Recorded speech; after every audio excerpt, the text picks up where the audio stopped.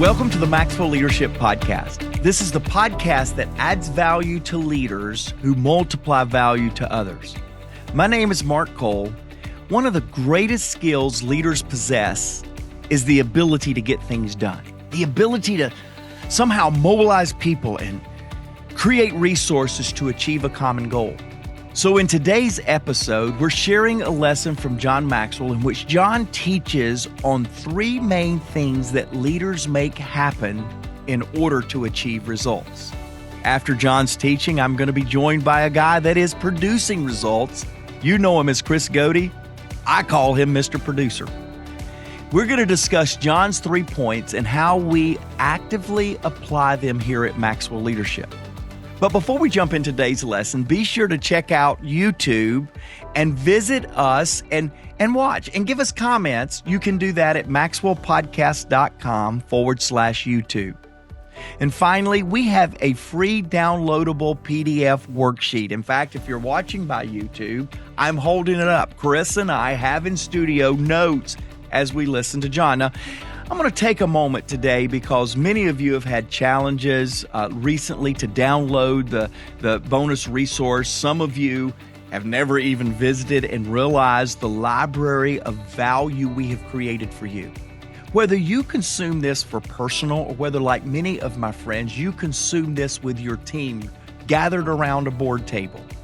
I'm going to tell you, we create this value add for you so that you can follow along. But now, we have every bonus resource that we have ever created in one central repository for you.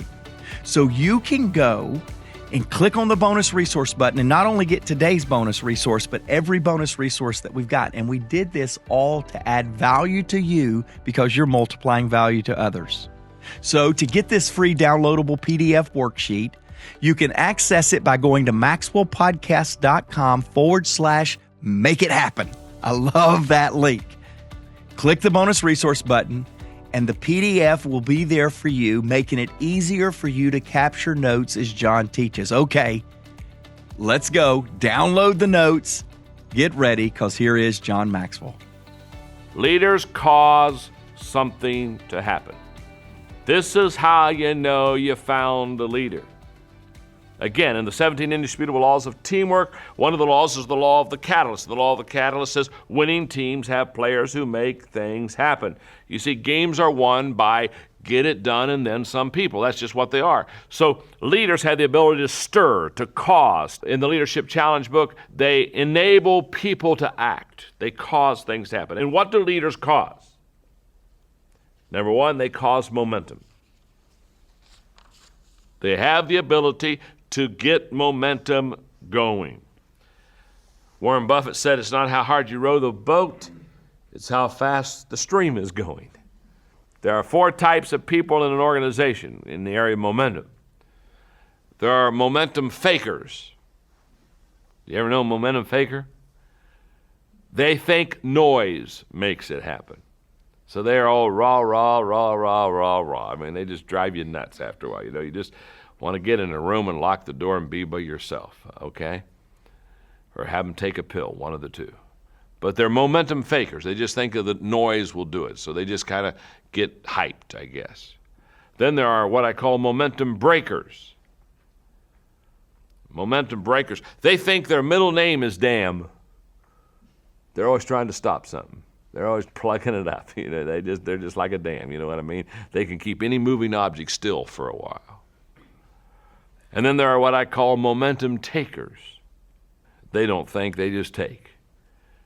You just get momentum going, they just come and suck life out of you. You know what I'm saying? They're the kind of person you just groan when you see them coming down the hallway. You know what I mean? How many of you know somebody you just groan when you see them coming? You say, oh, no, you know, it's...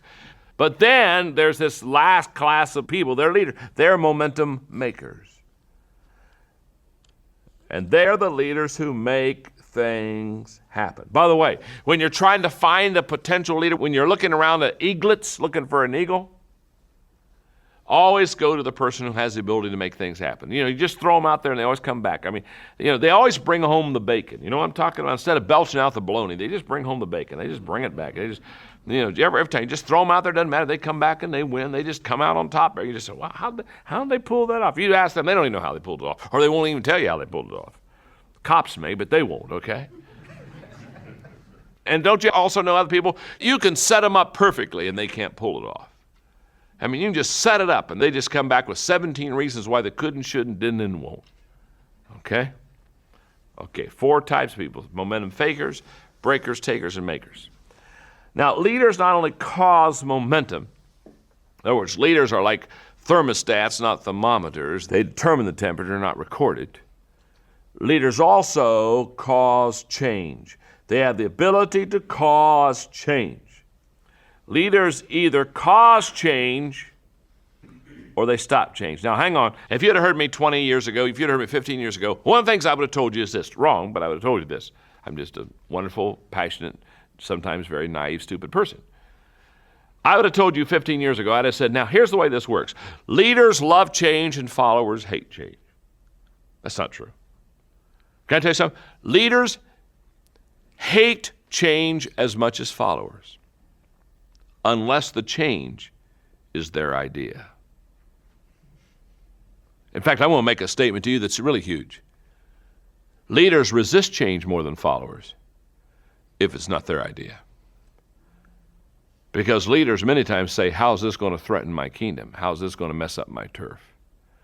So just because you're a leader doesn't mean you're pro-change, and if you're a follower, you're anti-change. No. So what you've got to do is make sure that those motives are right and you got the teamwork going right so that you don't have people sabotaging your organization just because they want to somehow protect their turf. If the pace of change inside your organization is not faster than the pace of change outside your organization, then your organization has a very short lifespan. Leaders cause one more thing. Leaders not only cause momentum, and leaders not only cause change, but thirdly and finally, leaders cause growth. Whenever you see a leader, the people around them, the organization is growing. That's just the way it works. The quote's a great quote. Those who are successful are those who have known more than the average person considers necessary. Leaders are always growing, and because they're always growing, their organizations are always growing. So 3 growth statements. Letter A, leaders continue to lead if they continue to grow. B, the pace of the leader determines the pace of the people. And C, growth is not automatic. Are you taking this material, are you taking this stuff and are you fleshing it out in your company? Are you passing it on to people? Are you using it for yourself and then are you stopping it there, or are you using it for others? You see, we're to be a river, not a reservoir. So let it flow, let it flow. Therefore, because you keep growing, we always are going to have answers to questions people are asking. We're always going to add value to people that are hurting. See, you cannot give what you do not have. And one of the saddest things in life, my dad, when I was 17 years of age, he said, John, listen to me very carefully. He said, you got to read every day. You got to listen to tapes every day. You got to get around growing people every day, because he said, let me tell you what the saddest thing I know in life is for somebody to get up at 60 years of age and open their mouth and have nothing to say. He said, constantly make sure that you've got something to say. And the only insurance that you've got something to say is the fact that you keep growing, that you keep developing, that you keep improving. Because here's what I know about leaders. They cause growth around them. Thank you very much. Hey, podcast listeners. Do you have a clear plan for growth? Achieving big results most often does not require big life changes. Small improvements over time compound into big results. Download the Maxwell Leadership app.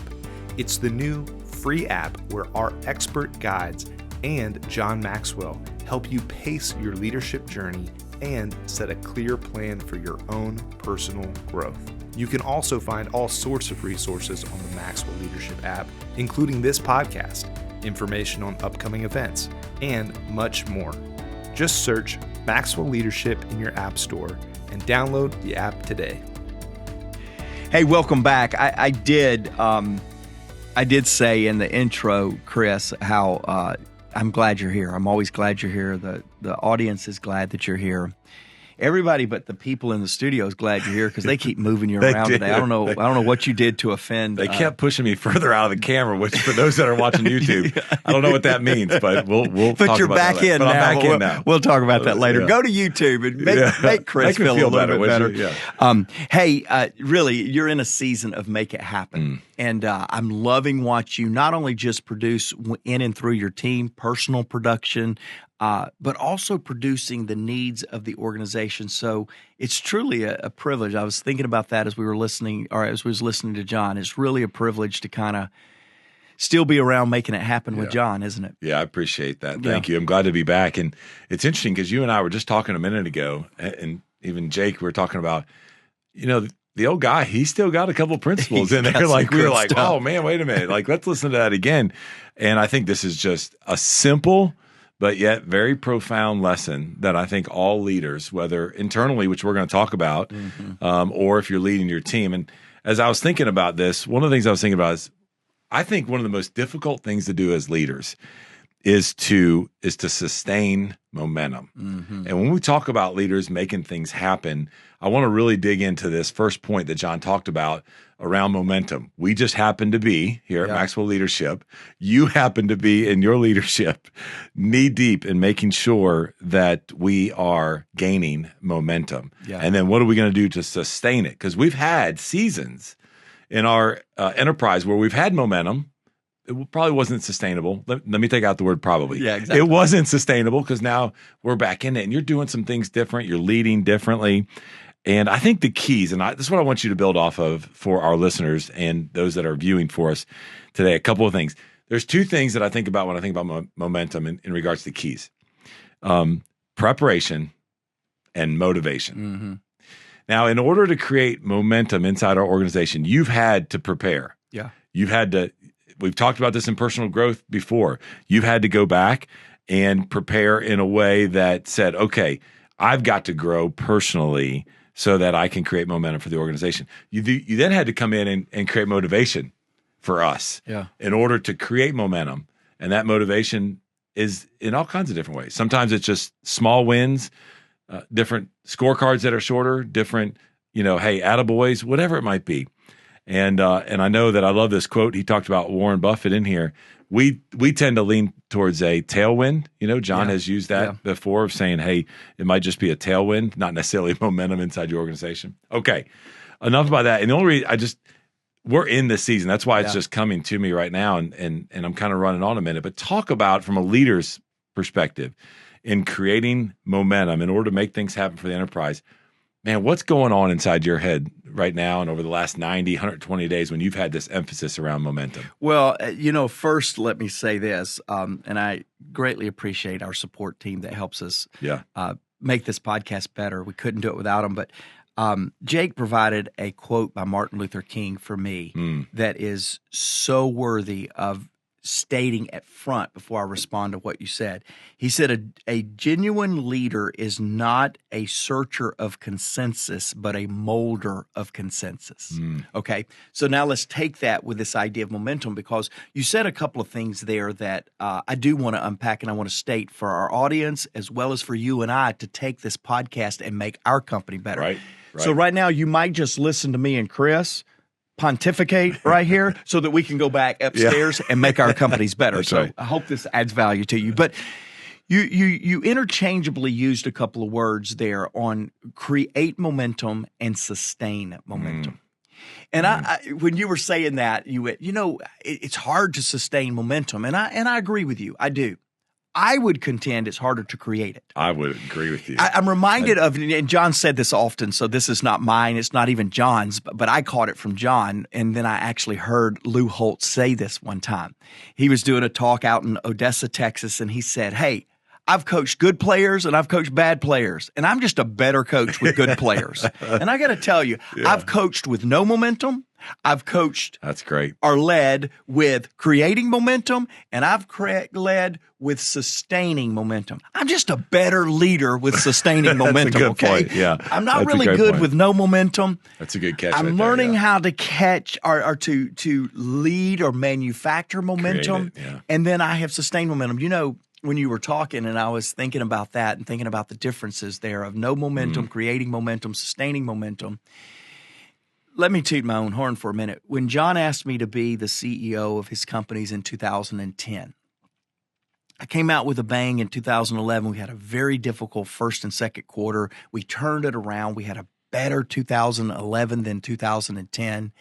We had a better 2012, better 2013, better 2014, better 2015. I'm on a roll. 2016 was great. The best year we'd ever had in all of John's enterprise. 17 was the first dip that I led through. 18, 19 upticked. We sustained in 20. And I'm just walking you through that sometimes it's easiest to call momentum by the bottom line production of an organization. And it's true. If you're not producing, if there's not true tangible KPIs that is measuring momentum, then it's hard to determine momentum and not. But momentum is not just bottom line production. That's right. I have led through some very difficult times that sustaining morale, culture, engagement was just as important as top line or bottom line performance, and it was momentum. Yeah. So don't get caught up in, like I did in 2010 through 2016, of going, I'm a great CEO because I am continuing to build year over year. Most of those years was double-digit growth. Yeah. And yet some of the things that we should have been paying attention to, like R&D and creativity, we didn't reinvent the bell curve there. And Right. Momentum was that tailwind that you were talking about, and not necessarily sustaining momentum that we had. good. Sustaining and manufacturing momentum. Well, then we went through the pandemic. We went through several things, and now we're back working to manufacture momentum with some brand new initiatives. And isn't it interesting, Chris? You gave me some accolades there. You gave me some points to reflect on in your opening comments. And you also brought some things to my attention, because I do believe that a leader's responsibility is to determine what's best for the team to inspire and manufacture momentum. And just in the last 90 days around here, we've used hard meetings. We've used meetings to where we stated the facts and then paused and let the silence kill the room. Mm-hmm. We've stated what-if scenarios. If we don't do X, then there is going to be a cause and effect here that is not going to be fun. We've used inspiration when there was nothing to be inspired about. Truly, I believe manufacturing momentum is as much art as it is science. I believe that it is the ability of the leader to know when to use a challenging meeting, an inspiring meeting, a reality meeting, or a hopeful meeting to inspire momentum. But here's what you've got to understand. You cannot create momentum until you define reality. So now let me make my final point in responding to this. Is there is a no momentum, there is a creating momentum, there is a sustaining momentum, but you cannot give an accurate reading on momentum unless you define reality with where we should be, where we want to be, and where we are wanting to ultimately go as an organization. And too many leaders use and reference momentum as this hocus pocus, pie in the sky thing. We don't have momentum, and you don't back it up with facts and data to demonstrate what momentum is. And that's where I think a lot of times we miss it, is because while it is art, we do have to bring in science and facts to really define when we're wanting to build momentum. It's interesting, as you were saying that, I immediately started thinking about, you began to feel this and sense it as a leader. And you said, I think we might have a momentum problem, opportunity for us. What's interesting about that is then you kind of backed up and I'm not going to say that you went and hid in a cave, but you said, I got to go to work. I got to really, really understand what's going on. In essence, what you're saying is like, you got to define reality. Right. And what I love about that is I think that as you create this momentum, it does take courage as a leader to do that. It takes creativity, but I think it also takes consistency. And I think on the other side, as we're working through this and you're experiencing it and living it out, just with a magnifying glass on it for right now, we're always as leaders worried and working towards that, creating and sustaining it, which to your point, two separate things.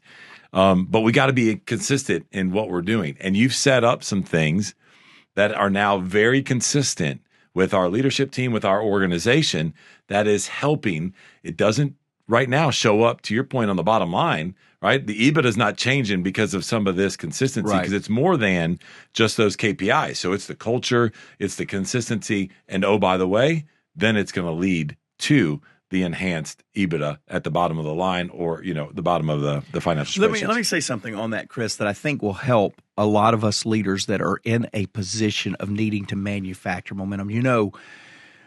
We're 3 months in. It's the end of March. We're 3 months into a quarter. We're a quarter into 2023, and there's still as much unknowns about recessions and stock markets now as there was at the beginning of the year. We're still almost anticipating gloom and doom and not real sure. About a month ago, I came off the road after spending 90 days to come home and assess what was going on, to define reality, as I talked about earlier.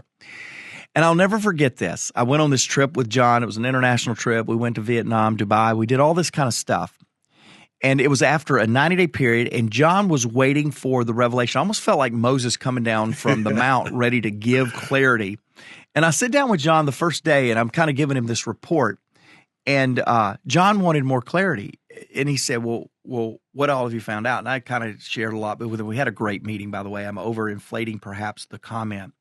But too often we come in and we knee-jerk what the problem is and what the solution is, and we don't give time for the leadership team or the organization around us to define the reality that we're in. And I've watched too many leaders do something drastic like I did, come off the road for 90 days, knee-jerk the assessment and knee-jerk the response to the assessment, and end up on an island all by themselves. Yeah. What I can say I'm very proud of our team in right now is we did not come home, we did not come back and get hasty in our assessment. We took our time. We did not get hasty in coming up with a response. We took our time. In fact, call me slow. I probably took too much time compared to others. But in taking the time and then letting us all self-reflect on where we are, it's making the journey of progression to gaining momentum that much more effective. Because again, you cannot get leadership into the hearts of others until you define reality. You cannot manufacture momentum until there is a level setting of what momentum looks like and where we are in that momentum spectrum. That's good. That's good. We could probably talk about this first point the entire time, but there is a lot of gold in this lesson. And so I want to kind of move us to this next point where, I think momentum can be an extremely powerful change agent. Mm-hmm. Now, we got to understand the capacity our team has for change, but it can be a change agent when we create that momentum. And John talks in here, and both you and I, and we even asked the team, did John just say that? Yeah. And we're like, yeah. And so Jake put it in our notes. Yep. And I want you just to unpack your reaction to this comment that John talked about, where he said, if the pace of change inside your organization is not faster than the pace of change outside your organization has a very short lifespan. That is so profound. And we could unpack that for a long time. I think about the fact that, if we don't like change, we're going to like irrelevance a whole lot less. Yeah. And as an organization, that's a true statement right there. So talk to us a little bit about your reaction to that. Because you literally, for those, let me just give you a little behind the scenes. Mark is, we're listening to John's lesson and we're reacting to it here, and he's underlying. And then it got quiet for a minute before we started rolling. He's like, guys, wait a minute. Did John just really say that? I underlined it because he's like, that's so good. So talk to us a little bit about that first, reaction. Let me say this. I hope the podcast always comes across as fresh, like, number one, we're students. Yes. Me and Yes. whoever's co-hosting, that we're students. Number two, that we're application specialists. We're trying to apply this to our life. And then number three, that we give you something that's worth extending your listening time beyond John's content, right? And so we walk that fine line. It was one of those moments to where I went, I don't want to talk about this. I want to go back up to my office. I want to shut off the light. I want to close the blinds, and I want to figure this thing out. Because have we ever, leaders, have we ever done an assessment on something we're trying to change by looking external to see the pace of change external compared to the pace of change internal? And Chris, I don't know that I have ever done that inventory. I don't know that I have ever assessed. I've assessed our need for change. I've assessed intuitively realizing that we need to change. I don't know that I've always compared it and said, how is change externally happening compared to internal? And it was Jake who said, as I was sitting here reeling, said, did John just say that, or was that my imagination? Because it's definitely in the notes. And it was Jake that says, isn't that true about the inside of a leader as well as the inside of an organization? Here's my point. I've been teaching this all day. I've had the privilege of a teaching call, 3-hour teaching call. I didn't teach all 3 hours, so don't get worried about the podcast going for 3 hours here. But I just had a call for 3 hours, and then I did this, our growth app, a call for an hour. So it's been a morning of content for me. And I was sharing that oftentimes, it felt like both calls, and here we are on our podcast today, I felt like for so long of the early part of my career, I spent much more time developing and making myself relevant externally than making sure that I had the infrastructure to support that trajectory of growth externally. I just didn't do it. That's good. And here we are again coming back to this. And as an organizational leader of a multi-million-dollar company, I'm going, I don't think I'm assessing the rate of the pace of change inside the organization compared to the industry or the customer or the consumer outside the organization. And I'm very riveted with this idea. Yeah. Because John said it, okay, I got it. But man, how am I applying this? And I'm going to tell you, I got to go to work. And I hope that pausing with this level of authenticity, for those of you that are listening and viewing, I hope that you too are going, you cannot have sustainability if the world around you is changing. You're not. It goes back to our friend, a very good friend, Jim Collins, writing the book Good to Great. And I read it. I loved it. I studied those companies that he highlighted, only to read his next book that says How the Mighty Fall, Built to Last. And I'm going, whoa, good to great doesn't necessarily mean you will stay great if the world around you changes. Do we need to mention Kodak? Right.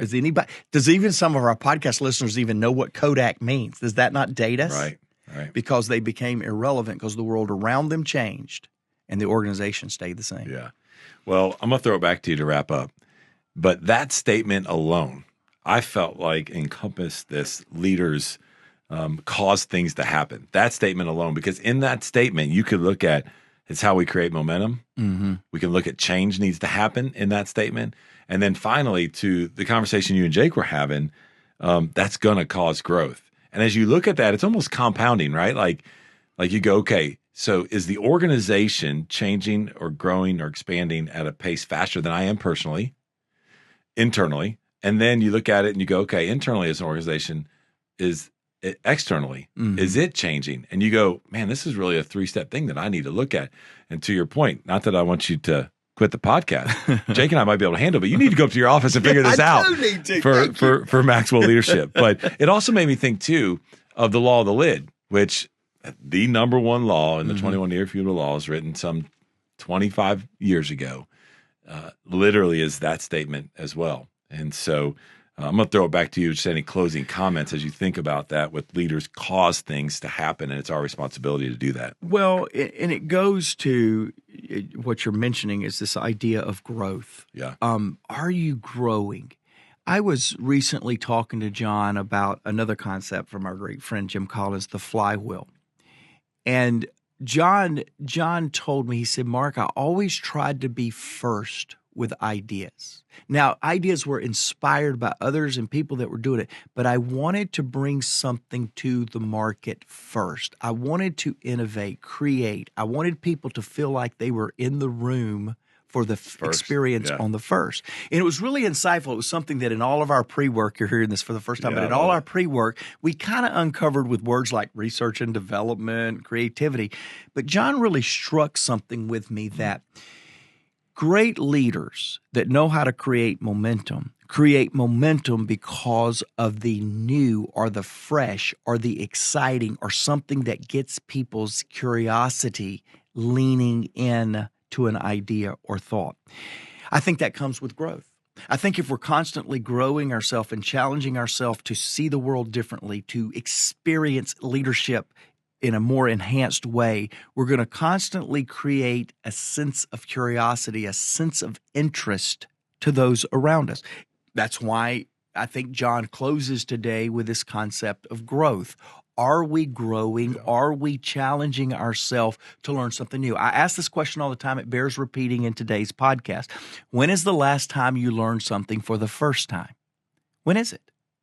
And I say that, it rolls off the tongue because I've said it so much, but pause, press pause and answer that question. When is the last time you've learned something, done something, created something for the first time? The answer to that question could speak to your relevancy.